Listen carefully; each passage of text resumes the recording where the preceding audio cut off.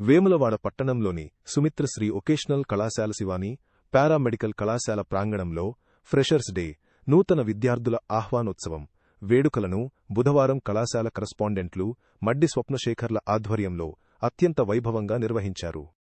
ఈ కార్యక్రమానికి వేములవాడ మాజీ మున్సిపల్ చైర్పర్సన్ రామతీర్థపు మాధవి అమృత నర్సింగ్ హోం ప్రముఖ వైద్యులు డాక్టర్ ఆనందరెడ్డిలు ముఖ్య అతిథులుగా హాజరై జ్యోతి ప్రజ్వలన చేసి వేడుకలను అధికారికంగా ప్రారంభించారు.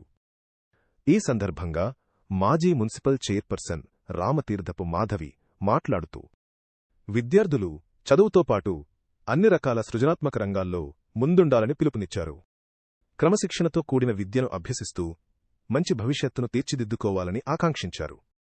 ప్రతి ఏటా సుమిత్ర శ్రీశివాని కళాశాలల యాజమాన్యం విద్యార్థుల్లోని ప్రతిభను వెలికితీసేలా వేడుకలు నిర్వహించడం అభినందనీయమని కొనియాడారు.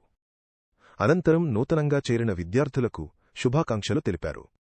కార్యక్రమంలో భాగంగా విద్యార్థినులు సాంప్రదాయ దుస్తులు ధరించి మోడల్ వాక్ చేయడంతో పాటు చేసిన పలు నృత్య రూపకాలు సాంస్కృతిక కార్యక్రమాలు హాజరైన వారిని విశేషంగా ఆకట్టుకున్నాయి. ఈ వేడుకల్లో కళాశాల అధ్యాపకేతర సిబ్బంది లతపద్మం మతవర్ష ప్రతిభ ప్రణయలతో పాటు విద్యార్థులు పెద్ద సంఖ్యలో పాల్గొన్నారు.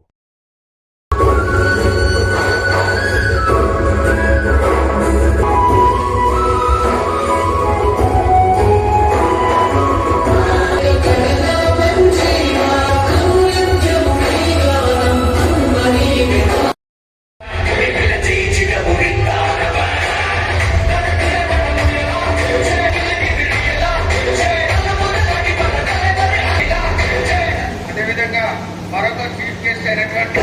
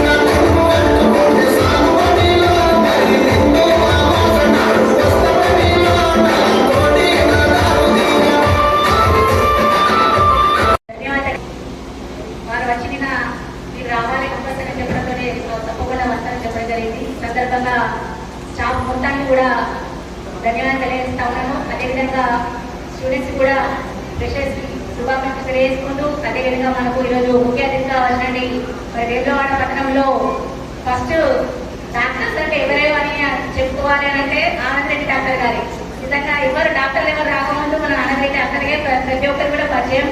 చాలా గొప్పగా ఈ సబ్జెక్ట్ గురించి చాలా గొప్పగా కూడా వివరించారు. నాకు కూడా నమస్కారం తెలియజేసుకుంటూ మరి అదేవిధంగా పాఠశాల దశ తర్వాత మరి ఉన్నత కోసం అంటే ఈ విధంగా వివిధ భాగాలు వివిధ రకాలైన విద్య వొకేషనల్ సబ్జెక్ట్ అయితే వివిధ రకాల సబ్జెక్ట్ అయితే ఒక మీ భవిష్యత్తుకి పునాది వేస్తుంది.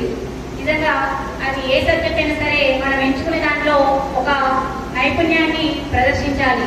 మనం ఎంతవరకు చేస్తున్నామో మనం ఏం చేస్తున్నామో అనే దాని గురించి మనం దృష్టి పెట్టుకొని చూడాలి. ఈరోజు మరి 2018లోనే మరి కాలేజ్ ఇక్కడికి తీసుకురావడం నిజంగా గ్రామీణ ప్రాంతాల్లో చదువుకునే విద్యార్థుల కోసం అంటే పెద్ద పెద్ద ఇంజనీర్లు, డాక్టర్లు, అదేవిధంగా కలెక్టర్లు కాకుండా ఈ విధంగా అంటే తక్కువది కాదు. ఇందాకే చెప్పారు ప్రతి ఒక్కరు కూడా పాస్ అవుతారు 90%, ప్రతి ఒక్కరు కూడా జాబ్ వస్తుందని చెప్పారు. చాలా అంటే మీ అందరూ కూడా అర్హులే. ఇక్కడ ఎవరు అర్హులు కాని వారంతా ఎవరు లేదు, అందరు మీరు అర్హులే. మీరు అందరూ కూడా మంచి కోర్సు చదువుతున్నట్టు వారే.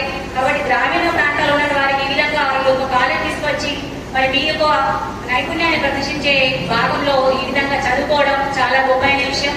ఈరోజు అంతకుముందు గతంలో కూడా కొన్ని హాస్పిటల్స్ ఉంది, ఇందాక డాక్టర్ గా చెప్పినట్టు ఇప్పుడు పోకల్లో కూడా హాస్పిటల్స్ వచ్చినాయి.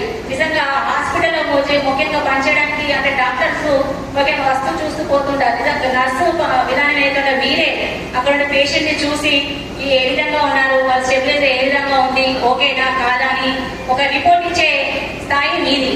కాబట్టి ఎవరు కూడా వారి యొక్క స్థాయిని గుర్తించుకొని మంచి గుర్తింపు వచ్చే విధంగా కూడా ముందుకు నడవాలి. ఈరోజు తల్లిదండ్రులు మీ పిల్లలు అనే సమాజంలో వెళ్ళినప్పుడు ఏం చదువుతున్నారు ఏంటి అంటే ఆస్తులు అడగలేరు, మీ పిల్లలు ఏం చదువుతున్నారు ఏం చేస్తున్నారు అని అడుగుతున్నారు. అంటే ఈరోజు తల్లిదండ్రులకు ఒక గుర్తింపు తెచ్చే విధంగా కూడా ప్రతి ఒక్క కోర్సు కూడా ఈ సమాజంలో ఉంది. ఈ సమాజంలో వైద్య వృత్తి తర్వాత అంటే గొప్ప స్థానం ఉంది. ఆ స్థానంలో ఇలాంటి కోర్సులో కూడా చాలా గొప్పగా విషయాలు కూడా సార్ గారు చెప్పారు. చాలా మంచి విషయాలు కూడా నేర్చుకోండి, ఏదైనా తెలియని విషయాలు కూడా నేర్చుకోండి, తెలుసుకోండి. మీ యొక్క సీనియర్స్ కావచ్చు తెలియని విషయాలు తెలుసుకోవాలి, నేర్చుకోవాలి. కొత్తదనం అనేది ప్రతి ఒక్క విద్యార్థి దశ అనేది ఒక కొత్త జీవితం, ఒక కొత్త దశ.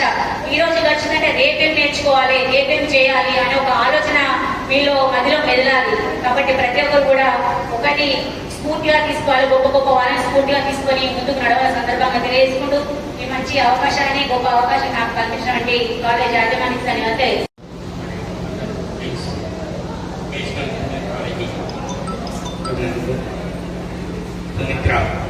వొకేషనల్ జూనియర్ కాలేజ్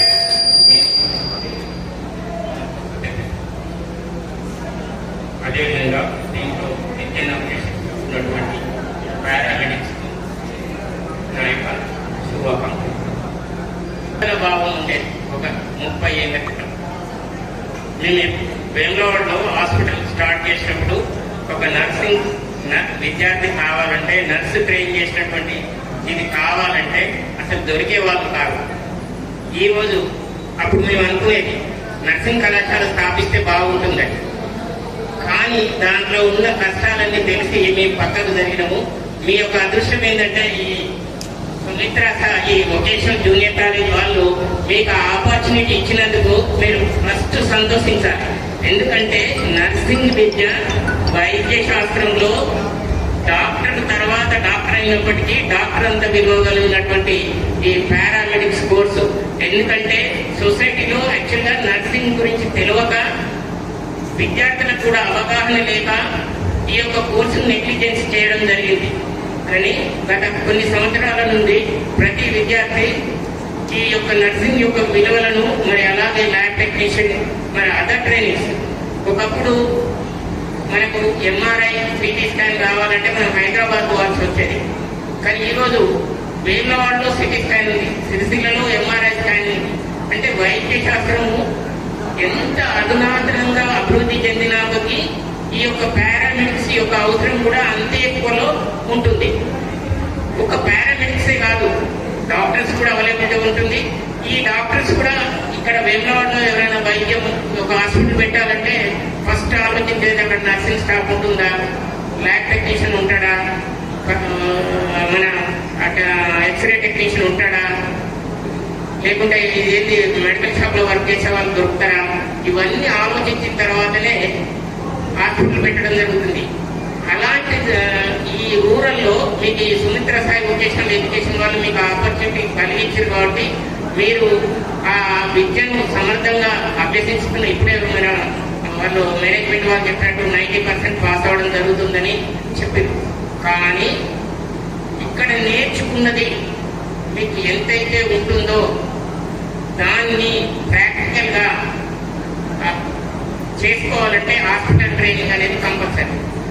ఉదాహరణకు ఒక మంచి నర్సు గుర్తింపు రావాలంటే విద్యతో పాటు నర్స్ అంటేనే సఫర్ చేసేవాళ్ళని నర్స్ అంటారు. All the services do by the nurse only. దాన్ని మన ఇంటికాడ అంటారు, అన్ని నేను పెద్దవాళ్ళకి చేస్తున్నప్పుడు సఫర్యలు అన్ని సఫర్యాలన్నీ నేనే చేస్తున్నానని ఎట్లా చెప్తారో, ఒక హాస్పిటల్లో ఒక పేషెంట్ ఉన్నప్పుడు ప్రతి చర్య నర్సే చూసుకోవాల్సి వస్తుంది. సో వాళ్ళకు మంచి శాలరీ రావాలి, మంచి పేరు రావాలి అంటే చదువుతో పాటు నడవడిక నేర్చుకోవాలి nurse and lab technician.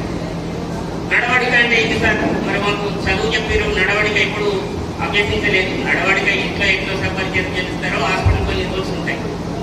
So ఒక నర్సు మనం మీ దగ్గర ట్రైన్ ఇక్కడ సుమిత్ర స్థాయిలో నర్సింగ్ సర్టిఫికేట్ తీసుకున్న తర్వాత మనం హాస్పిటల్లో జాయిన్ కాగానే కొన్ని పద్ధతులు మనం అవలంబించినట్టయితే ఏ నర్సింగ్ విద్యార్థి కానీ, ఏ ల్యాబ్ టెక్నీషియన్ విద్యార్థి కానీ, ఫార్మసీ విద్యార్థి కానీ, లేదు టెక్నీషియన్ కానీ కొన్ని పద్ధతులు పాటించినట్టయితే వాళ్ళకు మంచి పేరుతో పాటు మంచి సాలరీ వస్తూ ఏ హాస్పిటల్ అయితే వాళ్ళు పనిచేస్తారో ఆ హాస్పిటల్ కూడా మంచి పేరు దక్కాలంటే కొన్ని సూత్రాలు పాటించాలి.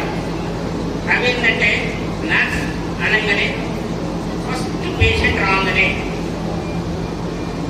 ఏమైంది, ఎక్కడి నుండి వచ్చారు, మీ పేరేంటి, మీ అవస్థ ఏంటి, అటు కూర్చోండి, మీకు ఏ ఇబ్బంది ఉంది, నేను డాక్టర్ని పిలుస్తాను, సింపుల్. ఇవన్నీ ప్లస్ డ్రెస్ అప్ కూడా ముఖ్యం. ఎందుకంటే నర్సులకు వైట్ డ్రెస్ ఎందుకు ఇస్తారంటే వైట్ డ్రెస్ అనేది శాంతికి ప్రపోజం. సో ప్లీజింగ్ అనమాట. మనం వైట్లో కనబడగానే వీళ్ళు నా కొరకు ఏదో చేస్తారు, అదేవిధంగా అదే భావన కలిపియాలి పేషెంట్లకు కూడా.